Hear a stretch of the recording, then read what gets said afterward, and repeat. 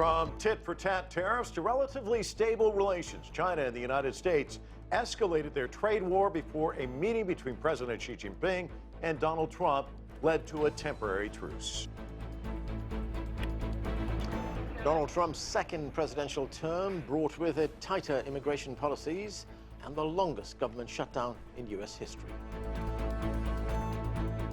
A milestone marked in the relationship between China and Latin American and Caribbean countries.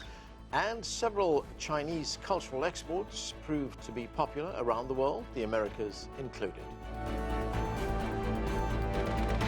We look back at the key events that shaped 2025.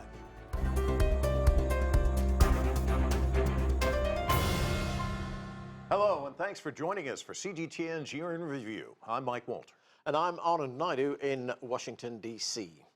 2025 saw an escalation in major armed conflicts, a rise in geopolitical tensions, and major strides in AI development.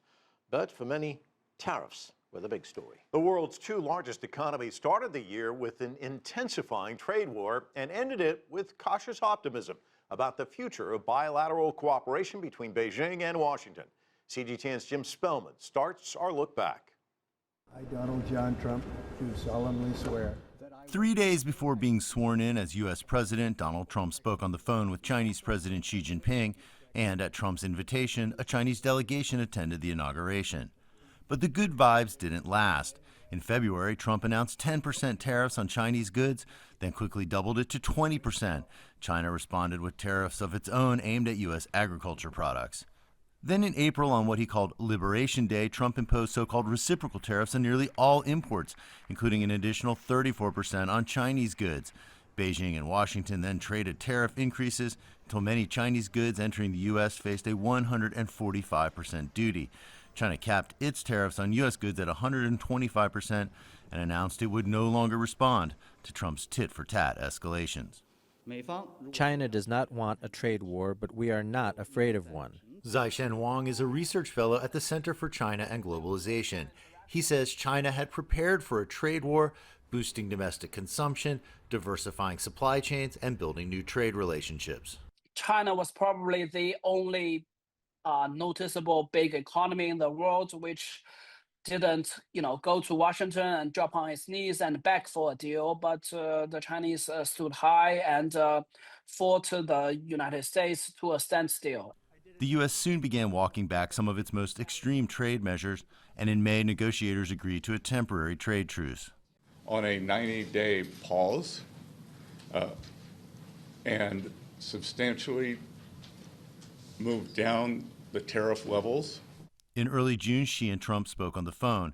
Xi called for enhanced dialogue to manage differences, while Trump reiterated the U.S. commitment to the One China principle. Another call followed in September. I had a very good talk with President Xi, a lot of respect for him. The relationship appeared to be stabilized. Then, in October, Trump threatened 100% tariffs in response to Chinese export controls on rare earth minerals. But in the coming days, Trump walked back that threat. Companies in the U.S. was spooked. They lobbied, they complained to the White House in the United States. They realized that the Chinese were really holding a quite effective weapon. The two presidents then met in the Republic of Korea on the sidelines of the APEC meetings, and a framework trade deal was reached. It reduces tariffs, eases export controls, and sets the stage for increased Chinese purchases of U.S. agriculture products. In late November, Xi and Trump again spoke on the phone in a call where Xi reinforced the importance of the Taiwan question. The atmosphere of the call was positive, friendly, and constructive. The two heads of state communicated on issues of mutual concern, which is very important for the stable development of China-U.S. relations. 2025 wraps up with the two countries on relatively stable terms and possible reciprocal state visits on the horizon for 2026. Jim Spellman, CGTN, Washington. Let's dig a little bit deeper into the China-U.S. relationship. It's time now to bring in our first panel from Beijing. Einar Tangen is Senior Fellow at the Center for International Government Innovation and Chairman of Asia Narratives. And here in Washington, Saurabh Gupta is Senior Asia-Pacific International Relations Policy Specialist at the Institute for China-America Studies. Thanks to both of you for being with us. Saurabh, let me start with you. Let's start with the tariffs. Trump's tariff regime, which seems to have dominated trade relations between the United States and China. These were on again, off again. Trump imposed them, then he withdrew them. At one stage, they got up to about 100%. Then, of course, there were restrictions imposed on technology exports to China. China imposed restrictions on rare earth minerals to the United States. There was some easing of that restriction as the year came to a close. But to what extent did these tariffs impact trade relations between the two countries and Trump's very erratic behavior in the way they were implemented? Obviously, the tariffs were most unwelcome, both in China and in other countries. And of course, the tariffs have ended up hurting Americans themselves, American small businesses and American consumers. But there's a small irony out here, and the irony is that the tariffs were meant for Mr. Trump to obtain leverage. Whether he obtained that leverage or not, it's not exactly clear, but it at least facilitated a conversation between the two sides. And the end result of that conversation actually has been a very productive one, in the sense that the Chinese side has said that A, tariffs need to come down. B, we will offer significant market access, but in exchange for that, the United States must stay its hand on technology controls, on export controls. And so at the end of the day, what we have is, yes, the tariffs are high still and are hurting. And even if Mr. Trump removes some of his tariffs, remember there are Biden era tariffs and even Trump 1 tariffs on China. So the tariff level will remain elevated. But what has come out of this conversation over multiple rounds, and this is from in London, Geneva, Madrid, Stockholm, and in Kuala Lumpur, is that both sides have reached a kind of a modus vivendi going forward, that we're going to have market access and we're going to have a stay on export controls, on technology controls. And I think the two sides have teed it up really well at this point of time to create the framework for a relationship on the economic and trade side for the rest of this Trump term. And the next year will be very important in terms of implementing this consensus that the two leaders have created. Sir, let me ask you a follow-up question. You said unwelcome. I think that's a kind of a kind way to describe this. I think Anand's point that it's erratic. It seems like if you were a doctor and you had a patient, one day they have a fever, the next day they're okay, back and forth. It's difficult for China to kind of navigate all this because what you're describing right now looks good, but tomorrow it could change, right? Oh yes, it can change, and I think Mr. Trump himself is realizing that it has to be that it has led to an increase in the cost of living out here in the United States, and he's actually the I would say from late July onwards or from September onwards, the focus has been now in reducing the tariffs, the elevated tariffs that he had put in place. Einer, how is Beijing viewing this relationship right now? And how did Beijing kind of inoculate itself of a second Trump administration? Because they really have kind of navigated this pretty well. Exports really haven't been harmed as much as might have been anticipated. Describe the situation there in Beijing. Well, they're really looking at another 3 years. I mean, truthfully, I say this often. Living with Trump is like being in dog years. For every one day of Trump, we're living 7 days. I mean, there's so much going on between, as I call it, his dead cat and white rabbit strategy. For every day, and through press conferences personally or through his spokespeople or cabinet, they're throwing out these things which the press follows. Somebody throws a dead cat on a table, everyone looks at it, right? A bunch of bunnies are released in a room, they follow them around. Fortunately, that's the case here. I think Zorf has made it very clear that nothing has actually been settled.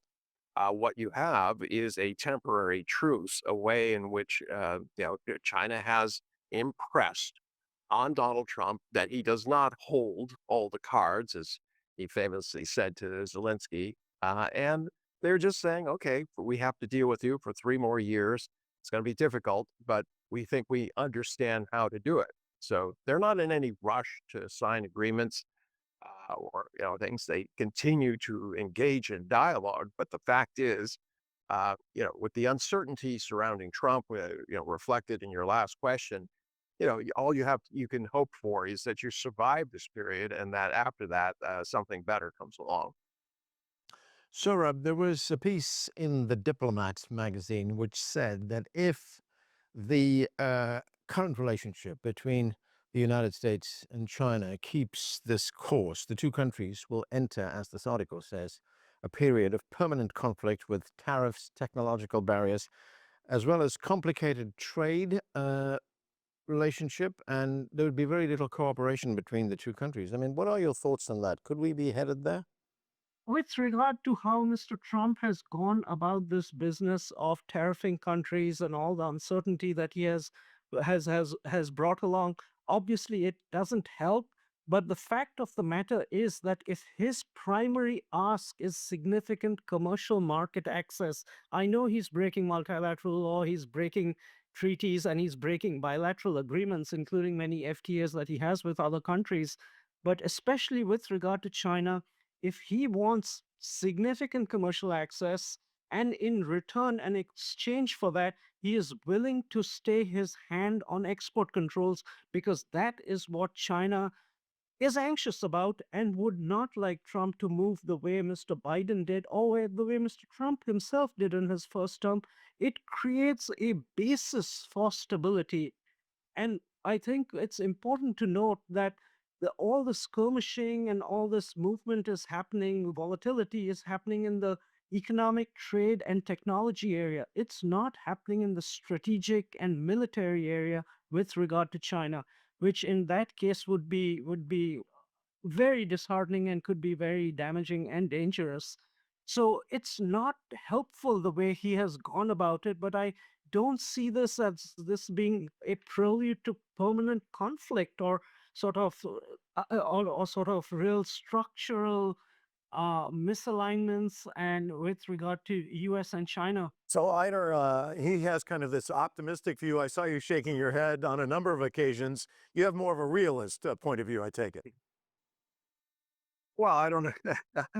Everyone thinks they're a realist, but the fact is, the views are quite different from over here. And when you start, factoring in that defense white paper that he just put out there, policy paper, it's quite clear that the United States has, basically removed itself from the rest of the world. You start talking to people in the global South. That was just at the Doha uh, forum in Qatar, and I can tell you, everybody I talked to was just in complete shock. The U.S. has done it, and I'm talking about ex-U.S. officials, ambassadors, et cetera, et cetera. There's very few people who were saying that rah rah or presenting the view that my colleague is presenting, that everything's heading the right direction and somehow everything will work out. Quite the opposite. People are concerned that this is going to head in the direction of some sort of permanent issue. So this idea that everything's going to work out and things. Now, I do agree that under Biden things were heading in the wrong direction, but just because you have somebody different doesn't mean that it's better. You have two fundamentally different approaches. I don't think that we're in for a smooth rest of 3 years. I think it's more the same. So, when it comes to talks, the two leaders, President Xi Jinping and President Trump, they did meet in South Korea at the end of October. And in the aftermath of those meetings, uh, China said that it would resume its purchases of United States agricultural products, particularly soybeans. It also halted its curbs on rare earth exports, and the United States lowered tariffs by 10%.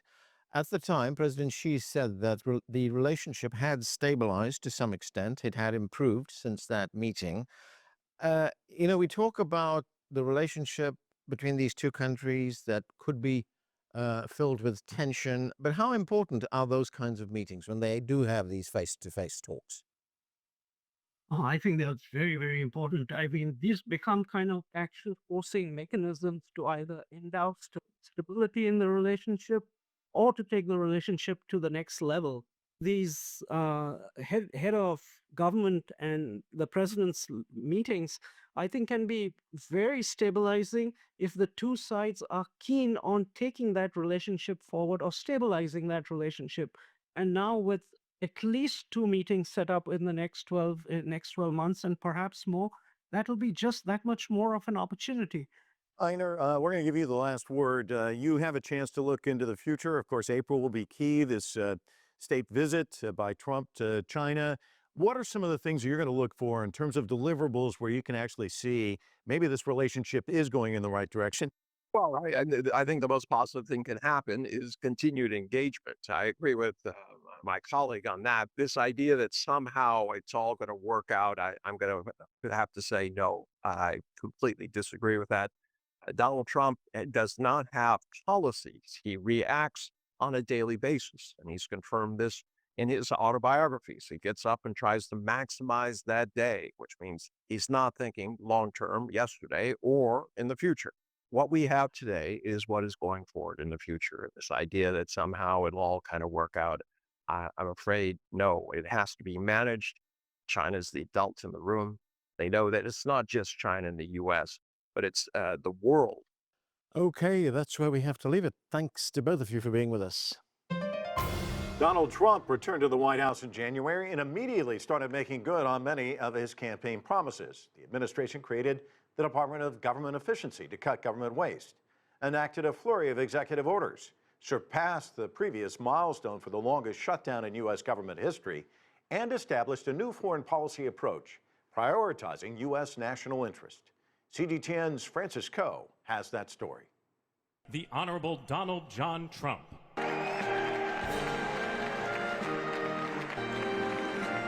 I, Donald John Trump, do solemnly swear. From the moment Donald Trump was inaugurated as the 47th U.S. president, he touted his second term in office as a turning point for the country, a golden era of America first. From this day forward, our country will flourish and be respected again all over the world. That vision realized through a year of unprecedented rapid-fire and sweeping changes, upending previous U.S. domestic and foreign policies. Decision of 78 Biden. On day one of his presidency, Trump issued 26 executive orders, the most by any U.S. president. By close to year's end, he would sign more than 200. Among them, withdrawing the U.S. from the Paris Climate Agreement and the World Health Organization, while slamming the two for putting an unfair financial burden on the United States. The Trump administration also trying to level the playing field with punishing tariffs on dozens of countries, including longtime allies Canada and Mexico. The southern neighbor also a target on the issue of immigration. Trump declared a national emergency at the southern border, ordering troops to seal it off and increasing the number of detention centers. Trump would also target undocumented workers living in the U.S. with large-scale raids, the move sparking accusations of violent and heavy-handed tactics by enforcement officers and fueling massive protests in Los Angeles, prompting Trump to deploy thousands of National Guard troops, another unprecedented move for a U.S. president. The soldiers also deployed in a handful of other major U.S. cities, including Washington, D.C. and Chicago, with more on the horizon. After the shooting of 2 National Guard troops in Washington, D.C. and the arrest of an Afghan national, the White House announced it would expand a travel ban to more than 30 nations from what he called the Third World in order to protect against foreign terrorists and other security threats. I don't want them in our country, I'll be honest with you.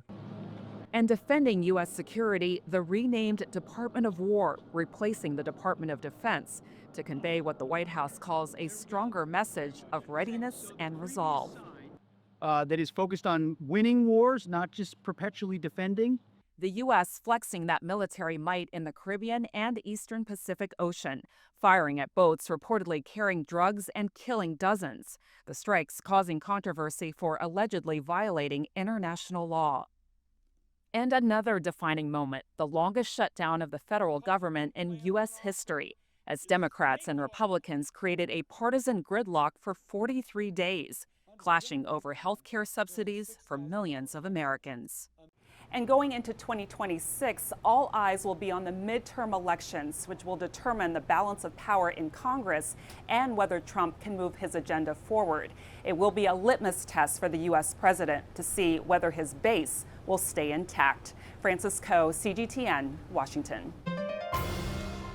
2025 was definitely a busy year for the United States. Let's bring in our panelists to discuss. From Miami, Jaden Horan is a political analyst. And here in Washington, Joel Rubin is a former Deputy Assistant Secretary of State during the Obama administration. Thank you both for joining us. Joel, why don't I start with you? U.S. President Trump campaigned on this immigration issue. Of course, he said that these people were coming into the country, committing crimes. Of course, famously in the debate said, they're eating the cats, they're eating the dogs. And then he gets in and he just unleashes ICE, the immigration enforcement, immigration and customs enforcement. And we see all these pictures of ICE now in houses, churches, neighborhoods, arresting people. What's the consensus on what we're seeing right now, and what's been the impact? Yeah, well, Mike, look, President Trump made an argument that the people here illegally were violent criminals, and he made that in a very generalized way. But the vast overwhelming majority of undocumented immigrants in the United States are not violent criminals. They are here on they are overstaying civil requirements, or they're just here illegally and undocumented. But what's happened now is that they're all being treated with serious military activity and angst and pressure on them by ICE. We're seeing ICE arrest American citizens. He didn't get this election and this result because he said he would round up everybody who's here undocumented. It was focused on violent criminals, and they're now overstepping that significantly, and that's a deep concern across the country. Joel, one of the things we have seen over the past few months, we've seen political sentiment shifting. It's shifting to the Democrats. I mean, the elections give us an indication of how big that shift is. We saw the governor's race in the state of Virginia. We saw that very high-profile race in New York for mayor. And actually, we've just seen the mayor's race in Miami. The mayor's office there is going to be occupied by a Democrat. So how do Democrats capitalize on this momentum?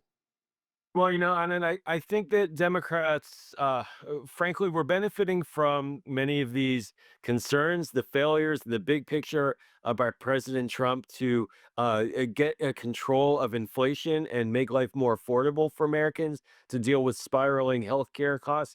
All of that is creating a negative environment for President Trump and the Republicans. And Democrats are benefiting right now at the polls, but that won't be sustained unless Democrats really can make an affirmative case about what we're going to do if returned to power. Jaden, one of the important groups that helped him return to the White House, of course, was the Latino vote. But we're seeing the numbers there cratering. One of the most recent polls from CNN showing a 20% approval rating of his job performance among Latinos. And a lot of that, of course, dealing with the economy. And we'll touch on that a little bit later, but also the issue of immigration. Jaden, your thoughts? Yeah, I think this is really telling, right? What we know is that the Latino bloc, they swung almost to majority support for Republicans in this last election in 2024, and going into 2025, immigration was a core component of why the president and the president's party won. Going in and through 2025, what we found is that the actual execution of the immigration policy is not found favorable by most Americans, but the situation before was also deemed untenable. The solutions in the polls poll further negatively than President Trump. So really what the American people are saying is this appears to, be a unsolvable problem. Certainly, Latino voters have soured on the president and the president's execution of this policy, but there is no desire to return to the open borders policies of the previous administration or the policy that favors people who break the law and do it illegally. And so that's where the issue really comes down for both Democrats and Republicans in messaging in 2026. How do they message on something that when you take an action is deemed unfavorable, and when you have inaction, it's deemed unfavorable? It really is a lose-lose for all segments of voters, but specifically, obviously, for the Latino electorate.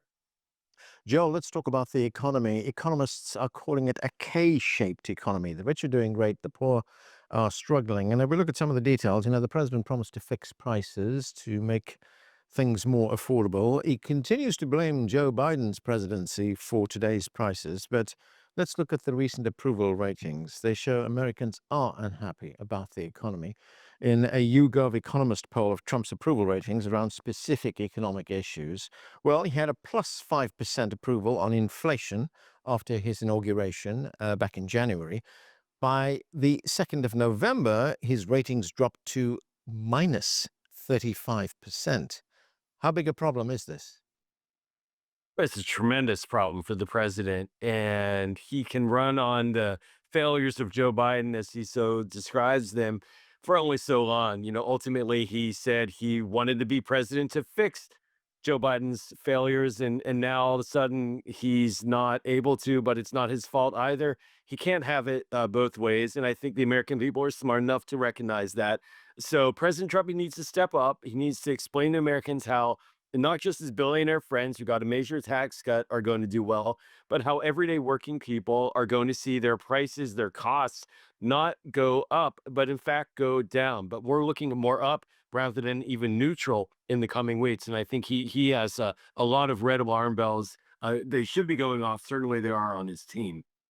Jaden, on those red alarm bells, let's talk about some of these red states. A lot of them in the Midwest rely on agriculture. They've been hit by the tariffs. Now he's talking about maybe coming up with a plan to helping them. Can you talk about that economic dimension? Yeah, for sure. One thing we do know, I used to work on the Hill for a ag state a congressman, and farm bill subsidies used to be a core component of both the Democrat and Republican platforms. And most people don't understand that agriculture policy in the United States is heavily subsidized. It is heavily incentivized by the federal government, including price guarantees, repayments to farmers. Outright subsidies for producing, for not producing. And so I think it is entirely in keeping with American ad policy that the president is doing this. Obviously, for those that are looking at his rhetoric, it appears to be something that would seem to be not in keeping with his commitments to putting America first. But at the same time, knowing that the flip side of all tariffs is subsidies, and that he ran against the free traders and their arguments against subsidies and tariffs, it is not surprising that it's something that he's looking to do in order to shore up the agricultural base.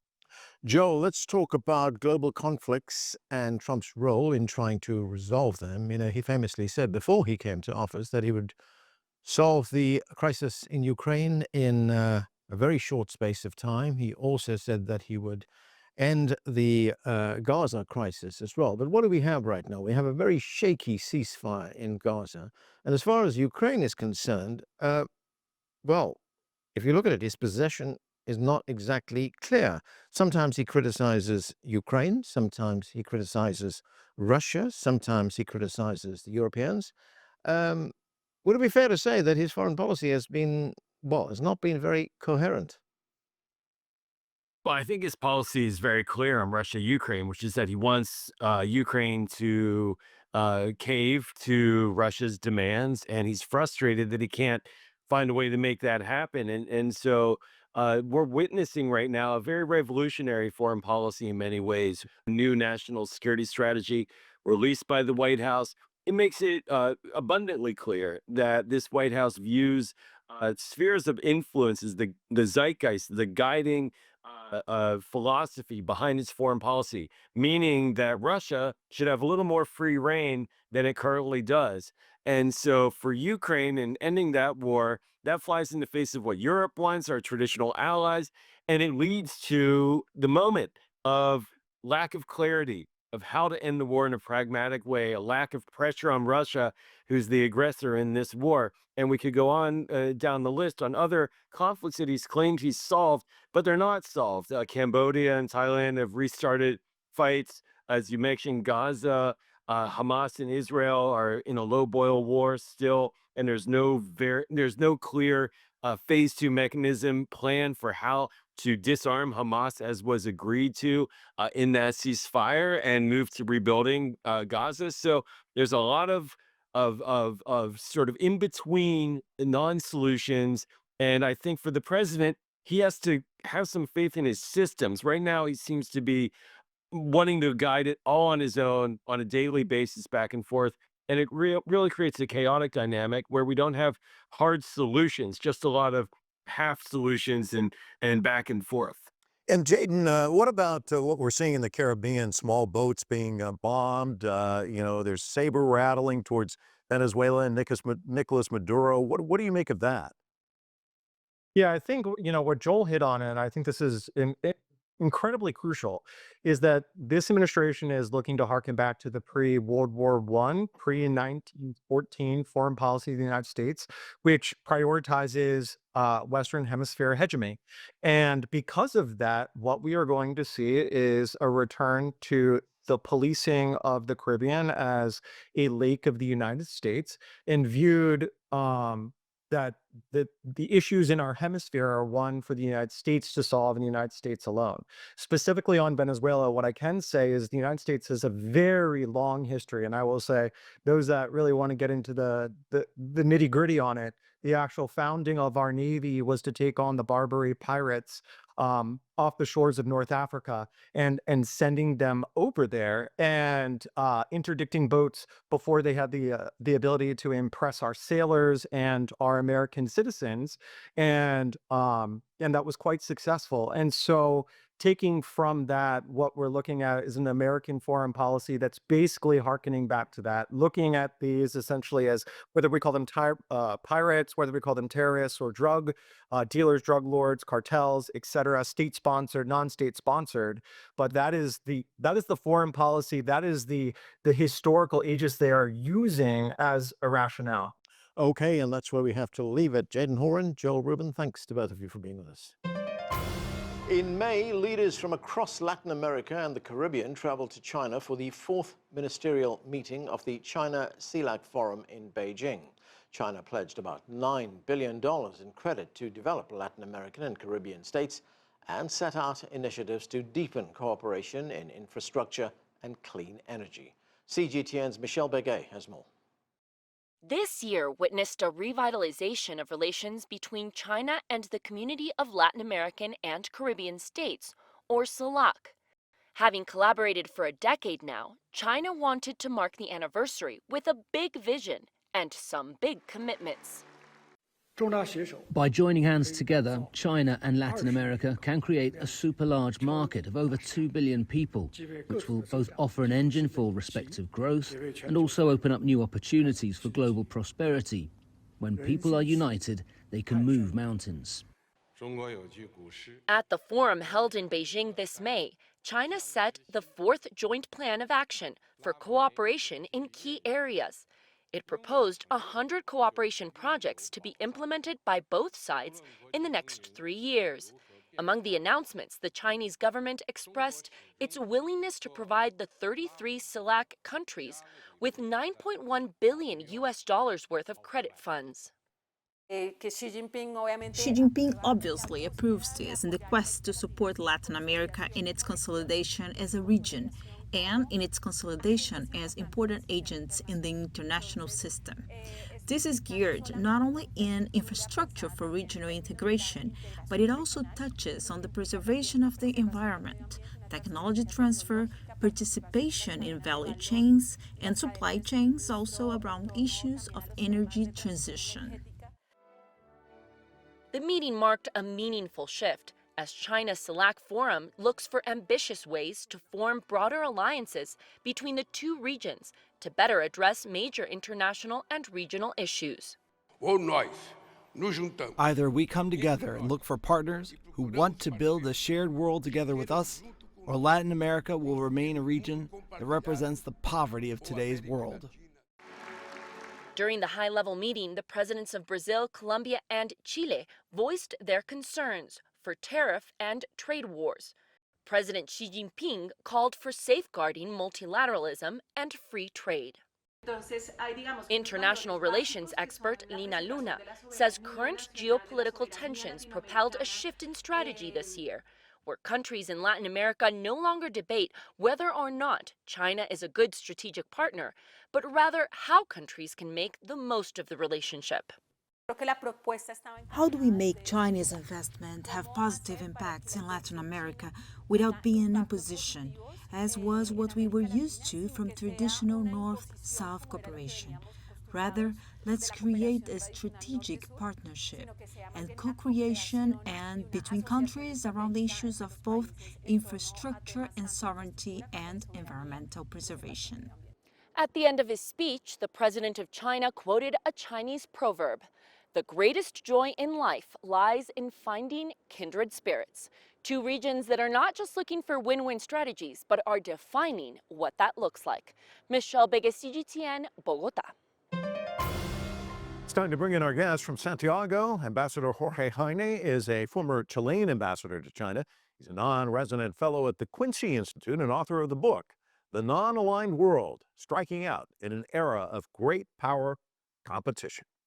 And from Beijing, Wang Huiyao is founder and president of the Center for China and Globalization. Thanks to both of you for being with us. Wang Huiyao, let me start with you.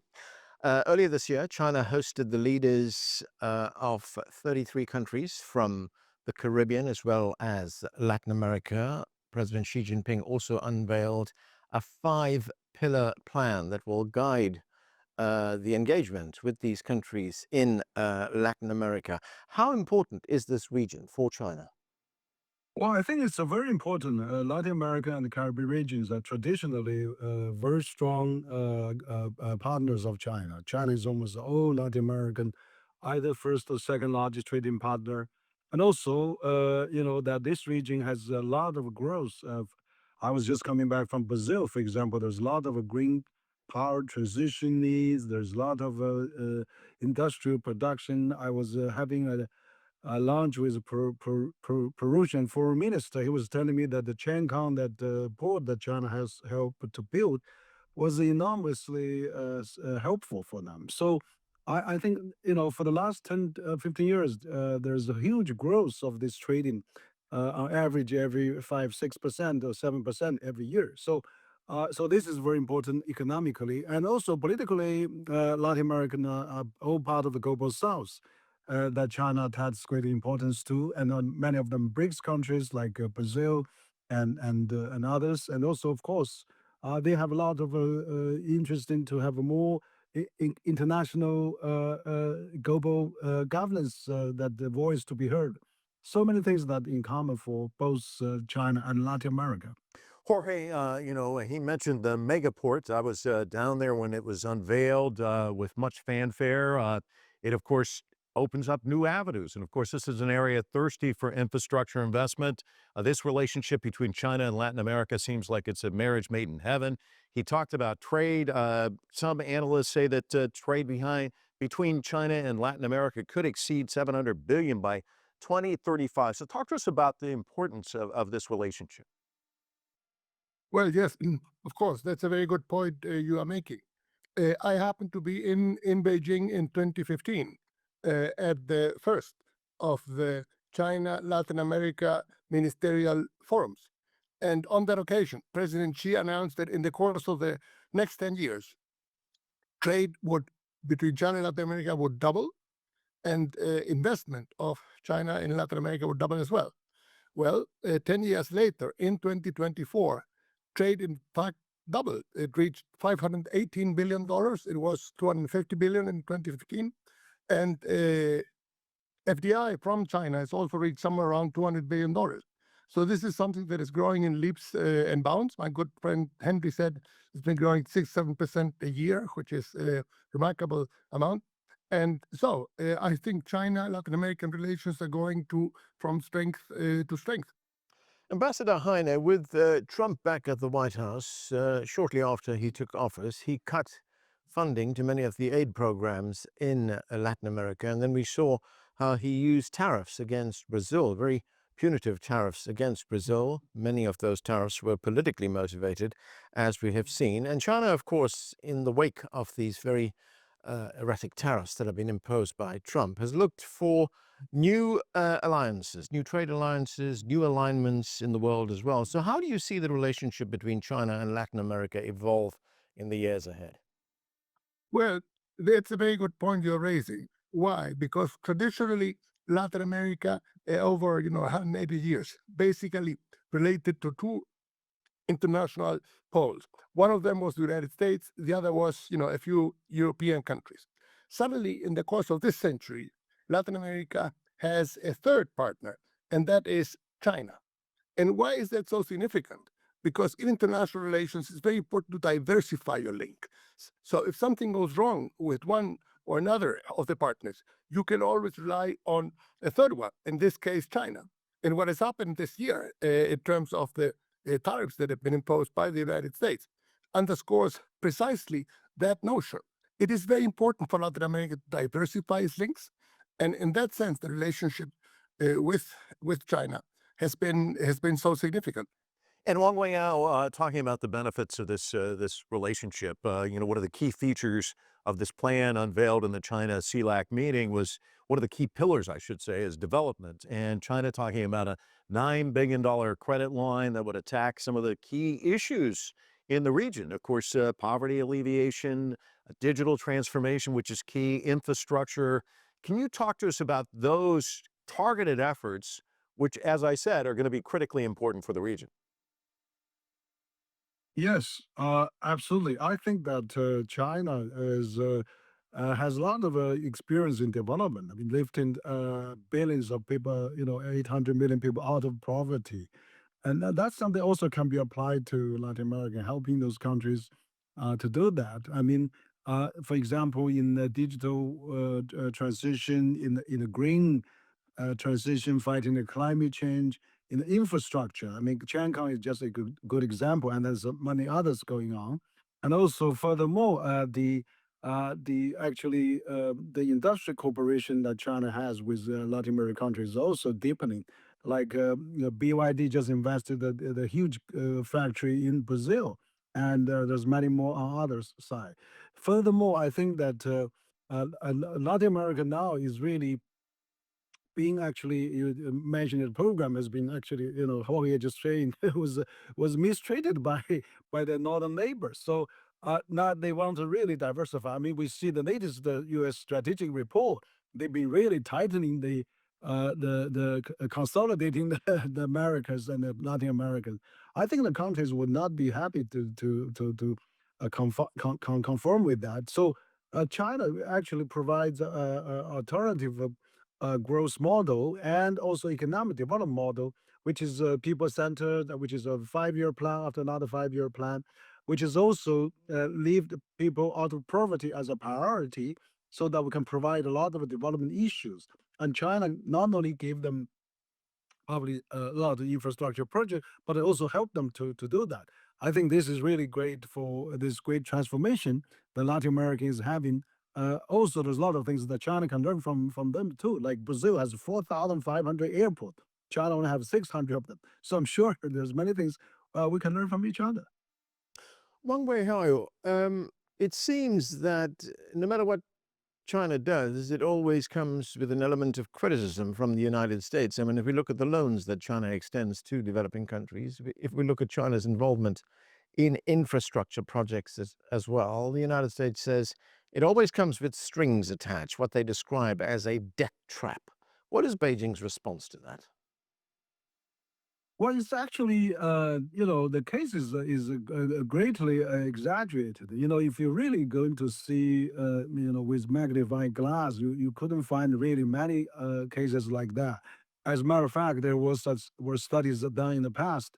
Many project was completed, many project was extended, but China is actually helping those countries to get out of this debt situation and even forgive loans and extend the credit and also give a lot of infrastructure. For example, the Belt and Road Initiative, many Latin American countries are part of that. For the last 12 years, China has already invested over $1 trillion US dollars for 3,000 projects. Jorge, let me ask you about this alleged debt trap as well. One of the things when I was in Peru last, I spoke to the Peruvian education minister, and he was talking about during COVID, so many students fell behind because a lot of them didn't have access to the internet or even computers in some respects. So this digital transformation, money going to help in that regard. When you look at AI and machine learning and this digital transformation we're seeing, if Latin America doesn't get some help in that regard, it can fall behind in a sense. So what's the view there on this issue? Two things are important to keep in mind. Studies have been made of this. Deborah Boitiam, a noted scholar at Johns Hopkins University, she studied this in great depth, and she came to the conclusion that it's a hoax. There is no such thing as Chinese debt trap diplomacy. She studied many cases, and this didn't pan out. China would often renegotiate, would push the can down the road, and so on. So, from an empirical point of view, there is no basis for this accusation. The other thing is from a more conceptual point of view. Otto von Bismarck, the noted Iron Chancellor of Germany, he defined diplomacy as the art of making friends abroad. Now, if that is the case, I could think of no worse way of making friends, in fact, of making enemies, would be debt trap diplomacy. Why would China do that? China is in the business of making friends, not in the business of making enemies. So it's really quite a hoax, this whole notion of debt trap diplomacy. Wang Weiyao, another pillar of the Chinese plan is people-to-people exchanges. This is something that has been championed by President Xi Jinping himself. Now, China plans to provide 500 training programs for scholars as well as journalists from CELAC countries. They also want to sponsor a Chinese film and television exhibition and have translated 10 new TV series annually into Spanish and Portuguese. China, as we are fully aware, has also made it easier for tourists from these countries to go to each other's countries. I mean, how important are people-to-people exchanges? It's extremely important. And I can see, of course, the distance between China and Latin America is a little bit longer than other countries, but absolutely, those are huge needs for that. I was in Latin America and I saw that there's the tourism is starting to rise, and also China has opened some visa free for some other Latin American countries, and also it's so important for student exchanges. We have seen more students coming from Latin America to China, and also furthermore, I think that we have a lot of similarity. Latin America is a huge, vast land and the space and the geography and a lot of things that can China tourism can benefit from that. I do see a very bright future for people-to-people exchanges, and also performance arts and academias. All those exchanges will going to deepen in the time to come. Well, gentlemen, this has been a great people-to-people exchange. I want to thank both of you for your insights and analysis. Thanks so much for joining us, and have a great 2026. Now we're joined by our colleague Sean Calebs with an update on China's economy. Beijing laid out China's economic agenda for 2026 at the annual Central Economic Work Conference in Beijing. The meeting identified 8 key tasks, with the top priority being to build a strong domestic market. China will further boost consumption, implement plans to increase household income, and expand the supply of high-quality goods and services. Another key task is to expand innovation-driven development and accelerate the growth of new drivers. The meeting also emphasized the need to enhance high-quality development and reduce risks.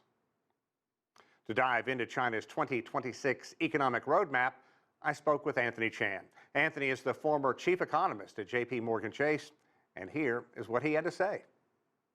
Keep in mind that in the United States, consumer spending is a much larger share of GDP than it is in China. So there is absolutely a lot of space for that to grow. And to accomplish that, of course, the Chinese government will do a couple of things. One is, to some extent, stimulate that spending by subsidizing it, making interest rate subsidies and things like that, again, to stimulate that consumer spending. They're also going to do another thing, Sean, and that is they know that there is larger consumer spending as a share of GDP in the urban areas than in the rural areas. So they're going to try to sort of boost spending in the rural areas so that the overall share of consumer spending of GDP increases. This is not your father's China. This is a China that is focused on high-end technology. The area of electric vehicles, they certainly are leading the way, and that's one of the reasons why there's so many tariffs on these EVs, because they outcompete most of the competition out there around the world. And so if there were no tariffs, the Chinese would essentially take over the car manufacturing business. So again, it's the reason why we have to be excited. And at the same time, the Chinese are saying, let's focus on the high technology growth, and let's take a little less time to focus on trying to just outcompete each other with lower and lower prices. Let's focus on producing higher quality and higher efficient products. And that is very exciting. You know, they're very proud of this term manufactured in China, not just built in China. So let's talk about the headwinds. You were talking about that, and there's tariffs. The EU pushback from EVs. And obviously, we know what the Trump administration is doing. Yet China's exports continue to have double-digit growth. This at the same time where they've gone down with the U.S. So China has been successful at doing what it does best. And that means finding trade partners and keeping what they call old friends and expanding those trade routes. That's exactly right, Sean. What they've done is they redirected their efforts with regard to their exports to other parts of the world. The global south comes to mind front and center. And so with all that, they were able to increase their trade surplus to one of the highest levels you've ever seen. But keep in mind that if you go underneath the hood, you find two factors. You see, yes, they are redirecting their exports to other parts of the world, but because of weaker internal demand or weaker domestic demand, that also restrained imports. So that's not the part that the Chinese are focused on. The parts that they're focused on is let's stimulate those exports. They succeeded there. And now with the so-called dual circulation, they're going to be able to succeed at both parts. So can China continue this growth, 4.5% next year? I think next year is a slam dunk. This year, of course, in the first half of the year, Sean, they're growing at about 5.3%. That's in excess of the 5% growth target. I have no doubt that in 2026, they will be able to meet their 5% growth target, again, because they're going to use fiscal policy and monetary policy. They still have room to lower reserve requirements, which will juice up growth even more. Several cultural exports made their way from China to countries all around the world with resounding success, from an animated blockbuster to a line of collectible plush toys. CGTN's Edis Tianshan explores the global sensations that made their way stateside. China's box office has surged to record levels in 2025 and is projected to surpass 50 billion yuan, roughly $7 billion by year's end. Driving this growth are domestic blockbusters such as Ne Zha 2, Detective Chinatown 1900, and Dead to Rights, all of which enjoyed global distribution. Ne Zha 2 became the highest-grossing animated film of all time. But it also shows that there is, again, a shift in the power of the global film market. And this will also affect how Chinese filmmakers make films. Historical dramas also made inroads in U.S. theaters this year, timed with the 80th anniversary of the victory of the Chinese People's War of Resistance against Japanese aggression. Dead to Rights recounts the tragedy of the 1937 Nanjing Massacre, while The Evil-Bound 731 exposes the wartime biological research atrocities of Japan's infamous Unit 731. Beyond cinema, Chinese pop culture saw a strong boost, with Pop Mart stores expanding overseas and Labubu designer toys drawing crowds of new international fans. I think as the years have gone by, anime and toys like these have become much more popular, especially this year. I think a lot of these Chinese toys have been getting really, really popular. Analysts say these cultural exports from cinema to fashion to designer toys signal a new phase in China's bid to become a defining force in the world's entertainment ecosystem. It is Tianshan, CGTN, Los Angeles. That'll do it for me. Mike and Anand, back to you. The United Nations celebrated its 80th anniversary in 2025. China, a founding member, celebrated UN Day at the United Nations compound in Beijing. CGTN's Mitch McCann looks back on the year that was and the crucial role that China has played as a permanent member of the world body. The UN's 80th year was highlighted by a turbulent period in geopolitics, with conflicts raging in the Middle East, Africa and Europe. Analysts say China is taking this moment to push global governance. In recent days, an initiative was launched by China's mission to the UN called the Group of Friends of Global Governance. Its goal to promote multilateral values. China says it will deepen cooperation and pull collective strength.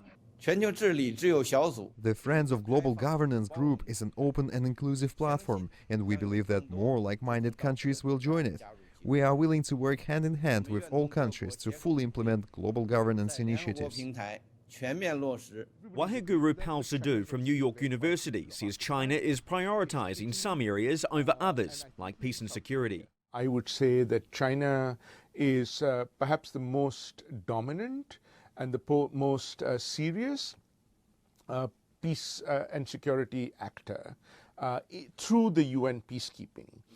It's less visible in the kind of political missions, although there it is starting to play a little bit of a role as well. Earlier this year, China established the China-UN Global South-South Development Facility in partnership with the United Nations Office for South-South Cooperation, a funding mechanism designed to support other Global South nations. In September, China announced its updated climate plan, aiming by 2035 to reduce net greenhouse gas emissions by 7 to 10% from peak levels.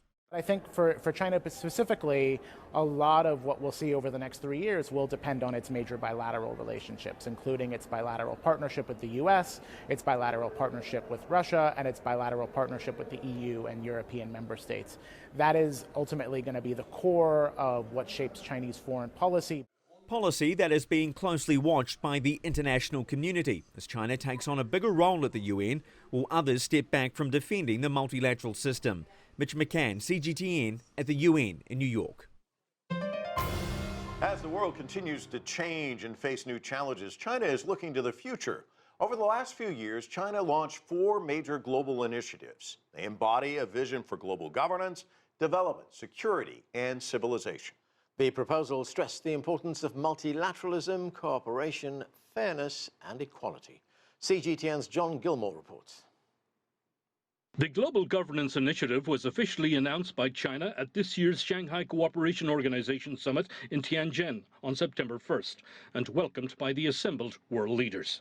Its aim, according to Beijing, is to help international institutions become, quote, better at taking actions, working effectively, adapting to changes, responding promptly and effectively to various global challenges, and serving the interests of all countries, particularly developing ones. The GGI follows other recent global initiatives from Beijing, including the launch of the Global Development Initiative in 2021, the Global Security Initiative in 2022, and the Global Civilization Initiative in 2023. While all 4 initiatives are different in emphasis, they have an overarching philosophy, calling for broader representation and more inclusive decision-making in global affairs, reflecting the growing voice of countries across the developing world. These nations are seeking a more inclusive approach to addressing critical issues such as climate change, pandemics, and economic development, as well as a more inclusive representation in global institutions such as the United Nations, IMF, the World Trade Organization, and many others. China's vision for global development, security, civilization, and governance is seen increasingly as a contrast to increased tariff barriers, isolationism, and unilateralism. Beijing has long championed these causes as a leading voice in the 130-nation-plus G77 group, and tracing back to its support of the non-aligned movement of the 1960s and 70s. But these latest initiatives are notably designed as reforms for a post-Cold War world, facing new challenges in the 21st century. John Gilmore, CGTN, Washington. And that will do it for us here in Washington. I'm Mike Walter. And I'm Anand Naidu. Thank you for joining us.